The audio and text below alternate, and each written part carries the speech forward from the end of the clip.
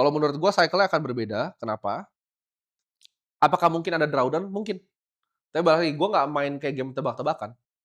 Karena anyway gua Bitcoin dari lama kan, gua dari 16.000 gitu. Average gua tuh mungkin sekitar 50-an ribu lah. Karena gua beli terus kan sampai di atas.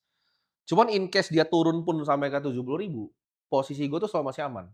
Nah, kalian yang nggak punya average sedalam itu selalu punya cash. Ya, Gue tuh selalu pakai style-nya Berkshire. Jadi cash gue tuh selalu ada posisi yang sebenarnya signifikan. Nah, cash ini dipakai kapan di-deploy? Either ada kesempatan lain, contohnya cycle kemarin Solana kan sempat turun tuh. Ya FTX meledak, Solana sampai berapa? 16 kan. Itu kalau orang bisa catch di situ ya, gue sih kurang hoki yang nggak dapet. Tapi kalau misal kalian lihat next-nya, ini bakal nanti ada yang runtuh. Tapi menurut gue sih nggak terlalu jauh ya. Worst case banget menurut gue 80.000, 70.000, itu pun average gue masih oke. Tapi selama kalian misalnya masih pegang posisi nih harga 115.000, cash posisi lu 30-35% itu harusnya portonya nggak drawdown. Nah kalau dari Bro gimana?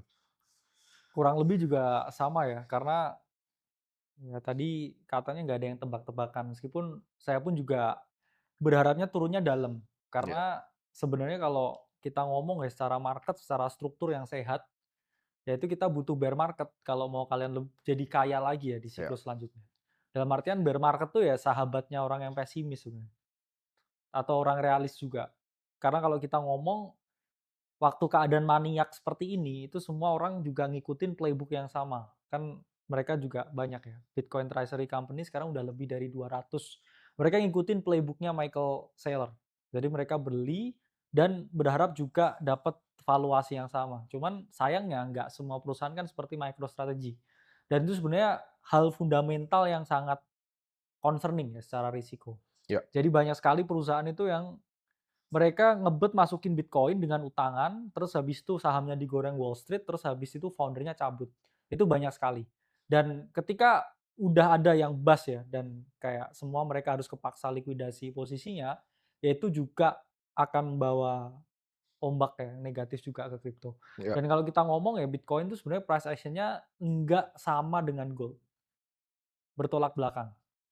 Bitcoin tuh samanya dengan S&P 500. Sekarang S&P 500 ATH terus anticipating ya kita 2 hari lagi red cap. Tapi Bitcoin ya 2 hari ini kan merah kan, lagi merah. Dalam artian orang mau pengumuman red cap ya mereka antisipasi dulu, ya mereka trimming beberapa posisi. In case nanti tidak sesuai dengan ekspektasi, mereka takutnya nggak kebanting yang gimana-gimana. iya, Jadi sebenarnya ya nggak ada yang bisa tahu ya market itu seperti apa. Tapi kalau data historis itu selalu ngomong bear market itu selalu ada. iya. Ya. Dari 90%